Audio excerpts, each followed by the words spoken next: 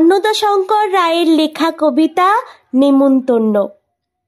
যাচ্ছ কোথা চাংড়ি পোতা, কিসের জন্য নেমন্তন্ন? বিয়ের বুঝি? না বাবুজি, কিসের তবে? ভোজন হবে, শুধুই ভোজন? প্রসাদ ভোজন। কেমন প্রসাদ? যা খেতে স্বাদ। কি খেতে চাও? ছানার পোলাও। ইচ্ছে কি আর? সরপুরিয়ার। কি আয়েস, রাবড়ি পায়েস, এই কে বলি? ক্ষীর কদলি বা কি ফলার, সাবরি কলার।